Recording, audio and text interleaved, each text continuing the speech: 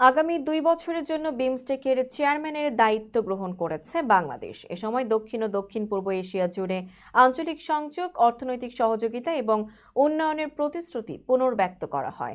আজ শুক্রবার দুপুরে পররাষ্ট্র মন্ত্রণালয়ের এক সংবাদ বিজ্ঞপ্তিতে এই তথ্য জানানো হয়। বিজ্ঞপ্তিতে বলা হয়েছে, থাইল্যান্ডের রাজধানী ব্যাংককে বিমস্টেক নেতাদের সঙ্গে যোগ দেন বাংলাদেশের অন্তর্বর্তী সরকারের প্রধান উপদেষ্টা ডক্টর মোহাম্মদ ইউনূস। বিমস্টেক সদস্য রাষ্ট্রগুলোর নেতারা সর্বসম্মতিক্রমে ব্যাংকক ঘোষণাপত্র এবং বিমস্টেক ব্যাংকক ভিশন গ্রহণ করেছেন, যা একটি কৌশলগত রোডম্যাপ। এটি সংগঠনটিকে টেকসই উন্নয়ন এবং গভীর অর্থনৈতিক একীকরণের দিকে পরিচালিত করবে। থাইল্যান্ডের ব্যাংককে চলমান ষষ্ঠ বিমস্টেক শীর্ষ সম্মেলনের শেষে এই দায়িত্ব হস্তান্তর করা হয়।